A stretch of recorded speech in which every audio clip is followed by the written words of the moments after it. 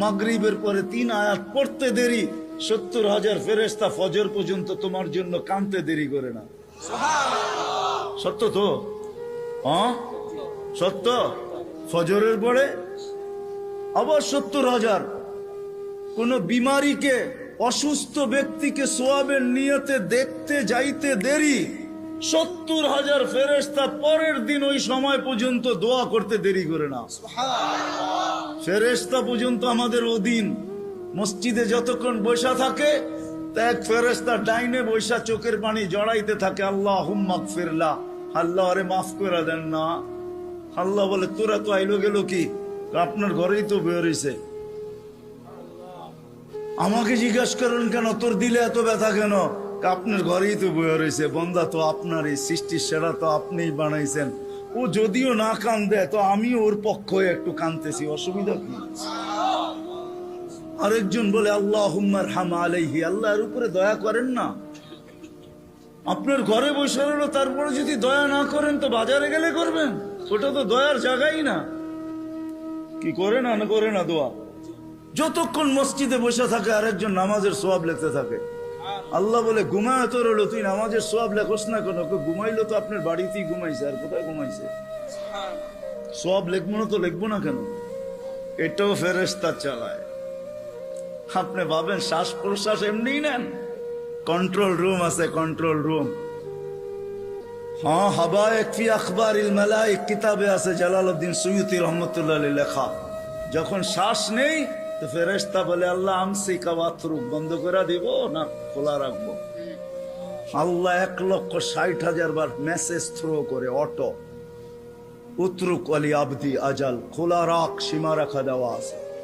যেদিন সীমা রেখায় আসবে ওই দিন বলবো টানবো তো আর ছাড়তে দিবি না, ছাড়বো তো আর টানতে দিবি না। বিনা দ্বিধায় 1,60,000 বার শ্বাস প্রশ্বাস নিতেছি। আসেন একটু ভাবি। সুর তো আমার কাছে নাই যে আমি আপনাদেরকে পাগল করব। এরকমের ডোলের মতো আওয়াজ যদি দিলে গাথে। আসেন একটু ভাবি যে আল্লাহ চিনে কিনা, আল্লাহর কাছে পরিচয় পরিচিতির বৃত্ত কি। দুনিয়ায় তো পরিচয় পরিচিতির অর্জন করার হাজারো পন্থা আছে, হাজারো তরিকা আছে, হাজারো ভাবে মানুষ পরিচিত হইতে পারে। কিন্তু আল্লাহর কাছে পরিচিত হব কি দ্বারা? আল্লাহ আমাকে চিনবেন কিভাবে? এটাকেই নিয়া মুহাম্মদুর রাসূলুল্লাহ সাল্লাল্লাহু আলাইহি ওয়াসাল্লাম আসছেন। যদিও আল্লাহর দাবি ছিল আমার কাছে পরিচিত হইতে হইলে আমাকে মানতে হবে, আতিউল্লাহ। আল্লাহর দাবি ছিল আমাকে মানো, আমাকে মানলেই আমার কাছে পরিচিত হবে, আমাকে মানলেই আমার কাছে দামি হবে, অন্যথায় কোনো দ্বিতীয় পন্থা নাই।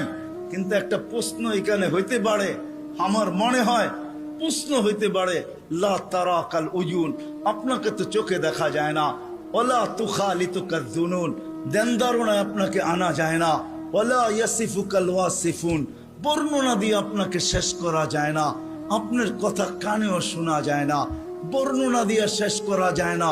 আপনি তো একটা পদের মালিক না, দুনিয়ায় সামান্য পদস্থ হইলেই তাকে ধরা ছোঁয়ার বাহিরে চলে যায়, সব সময় হাতের নাগালে পাওয়া যায় না। আপনি তো একটা পদের মালিক না। এই জন্যই তো আমি পায়ে হাত রাখা সব মজমায় বলি, শিক্ষিত মানুষগুলা যাদের কাছে অক্ষর জ্ঞান আছে, মাঝে মাঝে 99 নামের অর্থটা একটু খোদার ওয়াস্তে দেখেন। পায়ে হাত রাখা বলি 99 নামের অর্থ দেখেন, তাইলে বিবেকের পর্দা খুলতে পারে যে আমার আল্লাহ কে, আমার মালিক কে। আপনি তো জানেনই না আপনার মালিক কে, কোরআন আমাকে বুঝায়। ওয়াইন তুতিউহু তাহতাদু আমাকে বুঝায়, মান আতা আর রাসূল ফাকাদ আতা আল্লাহ।